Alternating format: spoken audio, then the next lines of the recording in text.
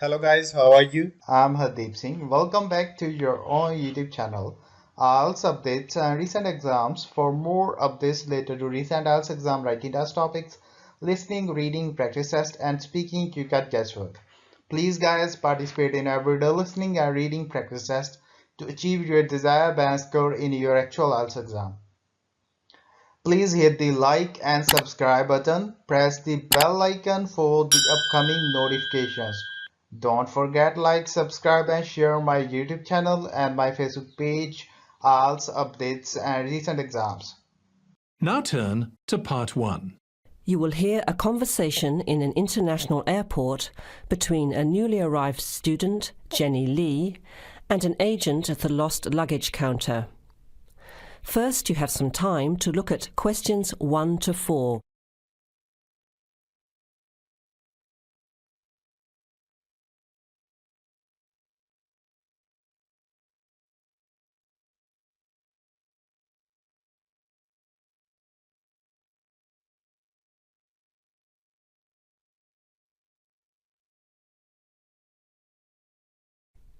Now let's begin. Listen carefully to the conversation and answer questions 1 to 4. OK, who's next, please? I think I am. How can I help you? I just came in on flight 372 from Singapore at 11:30 and my luggage hasn't arrived. I've been waiting at the baggage claim for about half an hour now and everything seems to have come off the plane.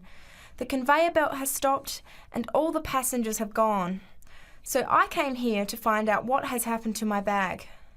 Can I see your ticket, please? Here it is. So you came from Hong Kong today and changed planes in Singapore, right? Yes, the connection in Singapore was a tight one. The plane got in late and I had to rush to get to the next flight.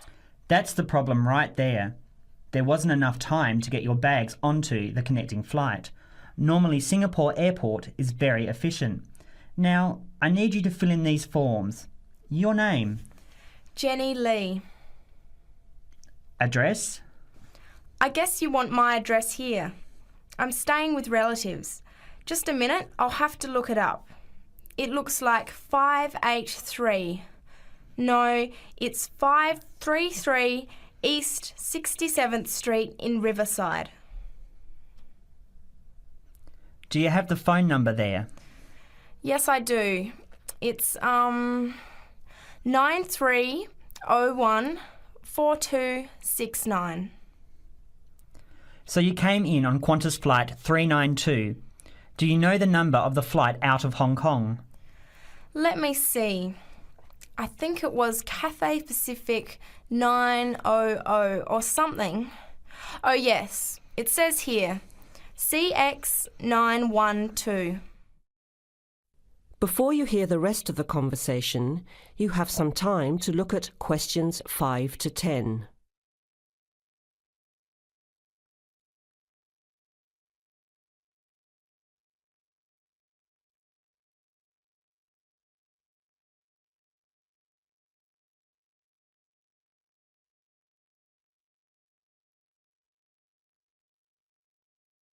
Now listen and answer questions 5 to 10.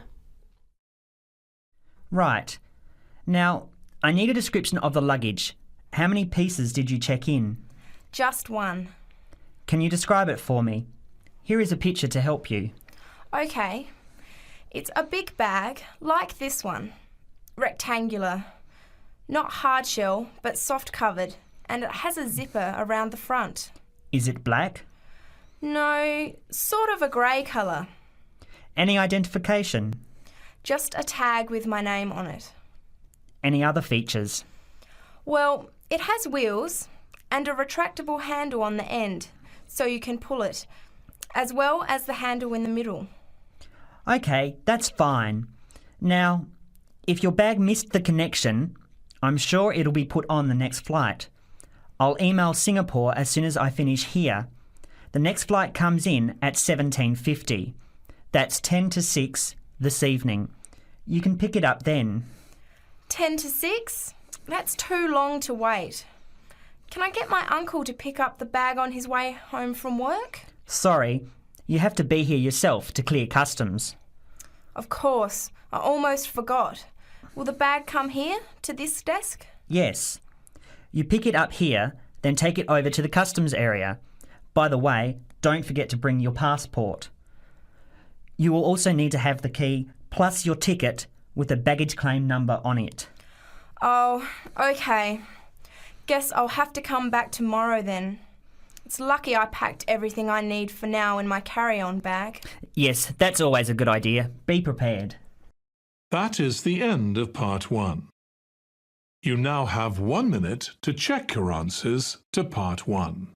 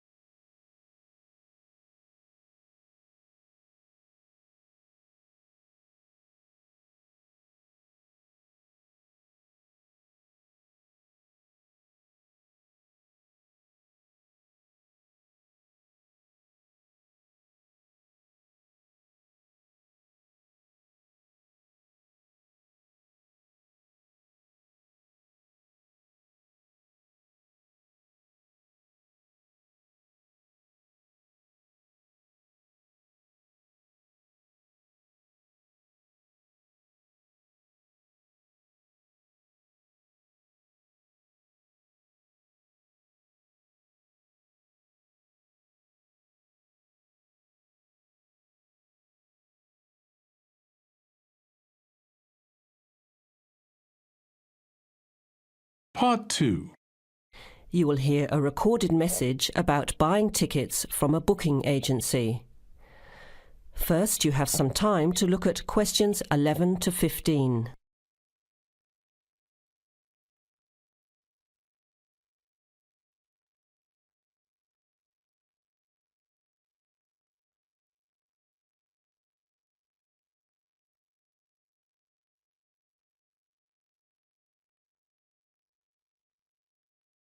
Thank you for calling ATS Advanced Ticketing System, the call system for all your entertainment needs.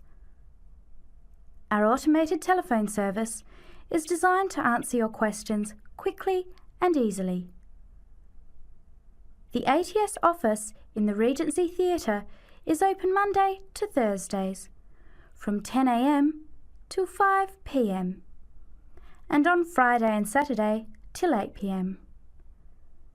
For online bookings and detailed program listings, check our website at www.atstix.com.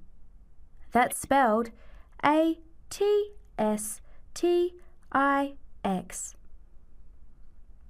Please listen to the choices available. You may press your choice as soon as you hear it to get more information. For sporting events, including the Western International Tennis Classic, press 1. For the Formula 1 Grand Prix, press 2. For classical music, including the upcoming Philharmonic Orchestra series, press 3. For theatre and dance, press 4. For other inquiries, please hold the line. Before the recorded message continues, you have some time to look at questions 16 to 20.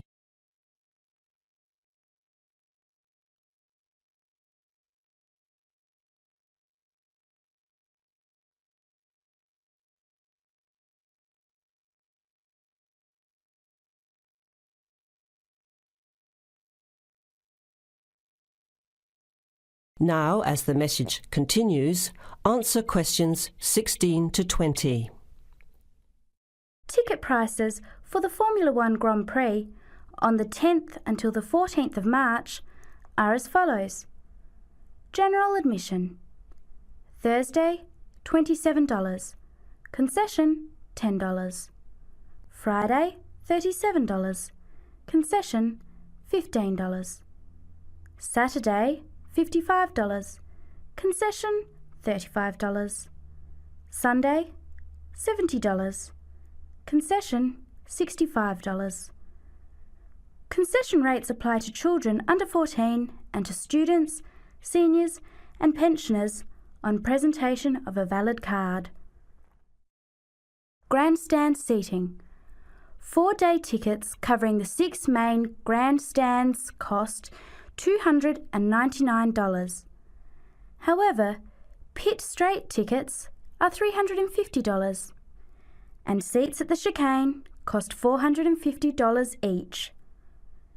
Children under 3 are admitted free to the general admissions area, and children under 14 are eligible for concession prices.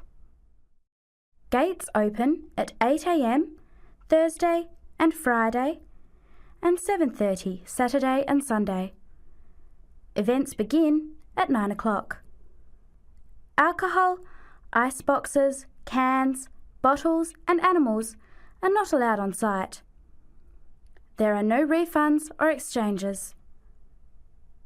On each ticket, a $2.50 booking fee applies. To make a booking, you must have a valid credit card.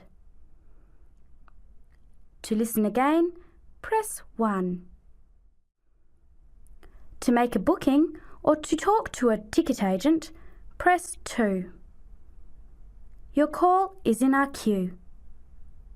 You can expect to wait about 3 minutes. That is the end of Part 2. You now have 30 seconds to check your answers to Part 2.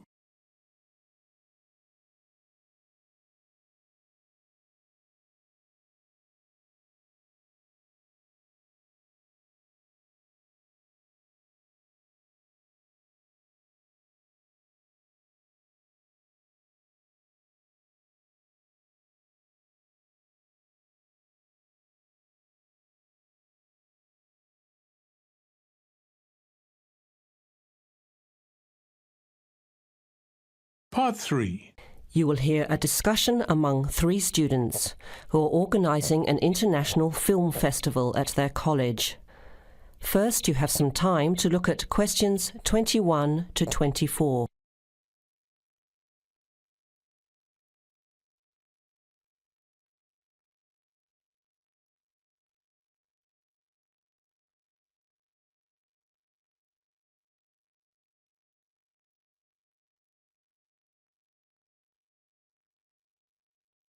Now listen carefully to the first part of the discussion and answer questions 21 to 24.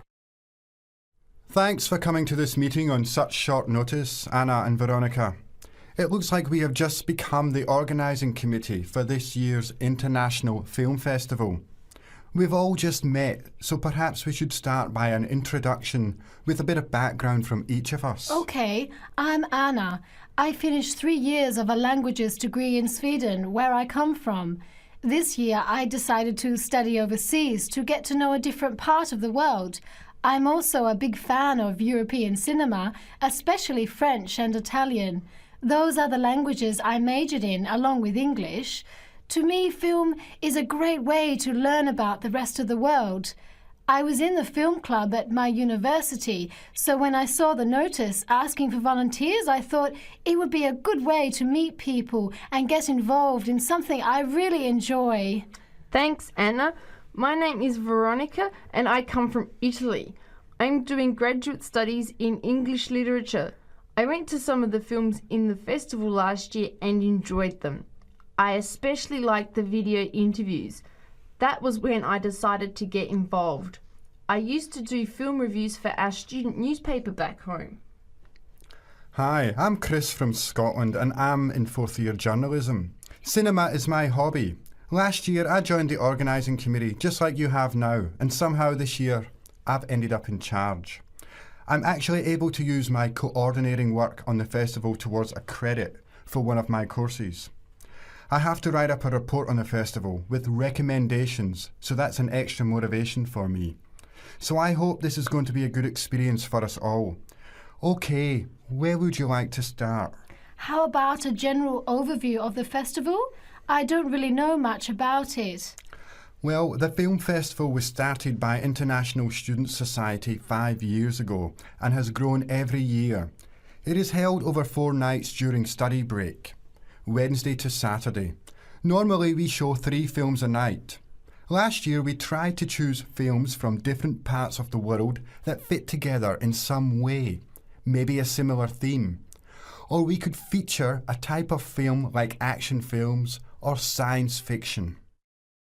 Now you have some time to look at questions 25 to 30.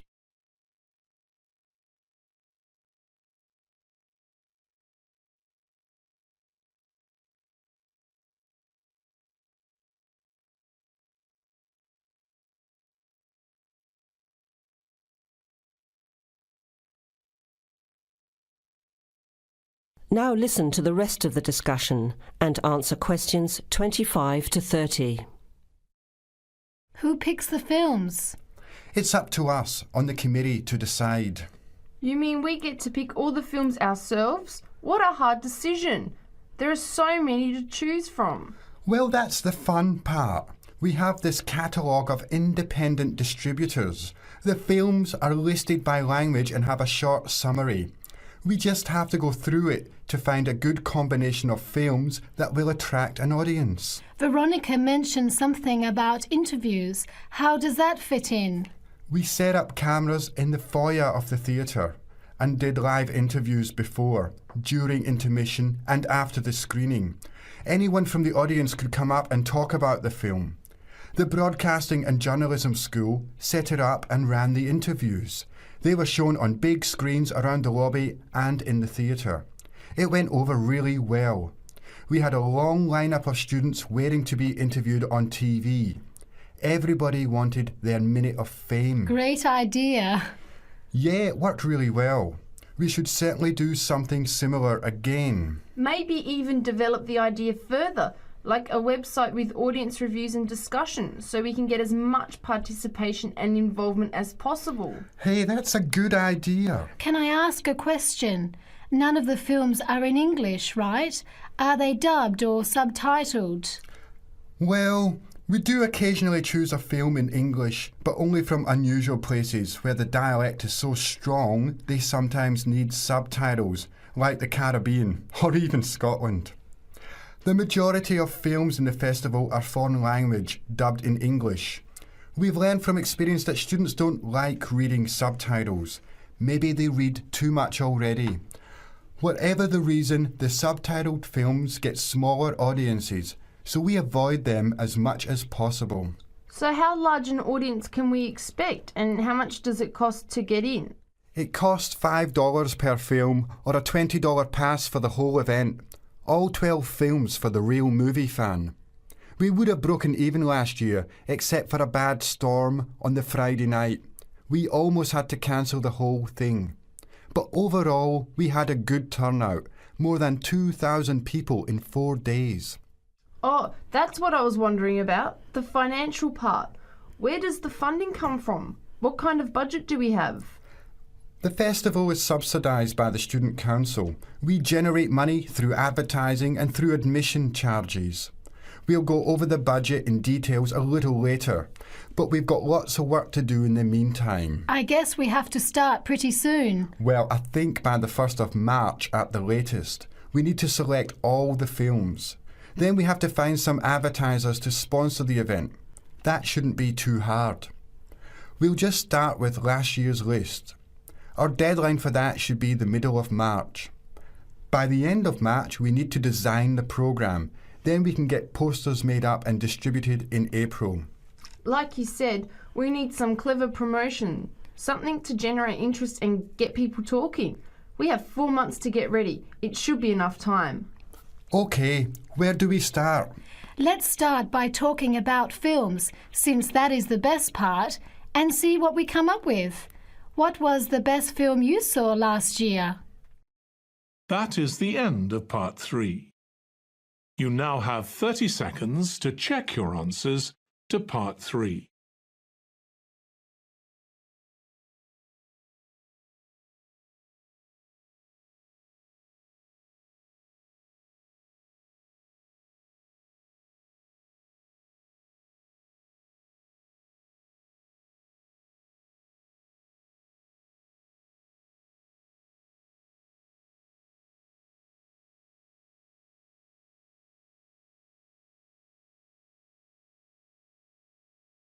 Part 4. You will hear a talk given by a lecturer to a group of civil engineering students on the reed bed system for sewage treatment. Before you hear the talk, you have some time to look at questions 31 to 40.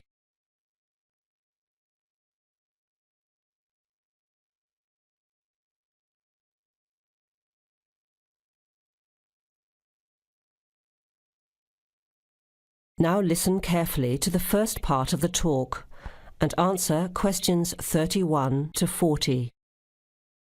Thank you for inviting me to speak to you today about what is now called the reed bed sewage treatment system. This system uses naturally occurring reeds to treat domestic and industrial waste. It's an environmentally friendly alternative to normal systems. You all know what reeds are like, don't you? Those tall plants with hollow stems that grow in wet places, like marshes, for example. Here's how the system works. First of all, an artificial marsh is created. To do this, holes are dug about 1 metre deep and usually rectangular in shape. They are then lined with clay or plastic, and the liner is covered with gravel. After that, a system of tubing is laid, with holes in it, and more gravel is added to cover that. Finally, reeds are planted in the bed. The sewage is brought to settling tanks. From there, it is distributed to the roots of the reeds through the tubing. Note that the waste material enters the beds underground and remains underground. The reeds conduct oxygen very efficiently through their stems to the roots system. Here, bacteria work to reduce the waste material to basic elements. What comes out of the artificial marsh is water that has been cleaned through a natural process. The purified water leaves the reed bed through a simple outflow pipe. The water that comes out has to be tested. Sometimes it's held in a pond until it evaporates or soaks into the ground. Sometimes, after testing, the water is discharged directly into streams and rivers. The reed bed system originated in Germany in the 1970s, and installations have been built in a number of countries throughout the world. To give you an idea of the size and appearance of a reed bed installation, an area of 3 by 5 metres approximately would be adequate for a single house. It would look like a pond overgrown with reeds. There are cities with 150,000 people in Germany whose entire sewage treatment requirements are served by reed bed installations which extend for 10 to 20 hectares. There are 2 wonderful environmental advantages. First of all, reed bed systems are natural composters. As time passes, high-grade soil builds up in the beds. The soil can be removed and used for agricultural purposes. Soil produced from waste containing heavy metals would of course have to be tested and the toxic material removed by chemical processes. An additional advantage is that the reed bed can function exactly as a marsh, providing a healthy natural home or habitat for waterfowl and other birds, insects, reptiles and mammals. But there are practical advantages to a reed bed system over existing sewage treatment plants as well. At all levels, the cost is lower than for normal systems. Labour costs are a fraction of the costs of a conventional system. Typically, a large-scale reed bed installation will cost 10% less than a mechanical system. They require little maintenance, and unlike mechanical systems, the efficiency of reed beds increases over time. But before we go any further, you must have some questions. Maybe this sounds too good to be true. That's exactly what I wanted to ask. If these systems have so many benefits, why aren't they more popular? Why don't we see them everywhere? As I said, the technology is now almost 40 years old. Demonstration projects of all types have been built and monitored and are slowly convincing regulators of the advantages of the system. But you have to understand that regulating authorities are by nature conservative and resist change. Typically, there's a lot of opposition to these systems by manufacturers and by everyone involved in maintaining the conventional systems. Reed bed systems require fewer staff to operate, so there would be a decline in the workforce. Therefore, unions would resist the change as well. What happens to reed beds in winter? Does the efficiency decrease? The above-ground part of the plants die back in cold weather, but the roots remain alive and active, and the system continues to work just as effectively in winter. As soon as the weather warms up, new reeds appear and grow quickly.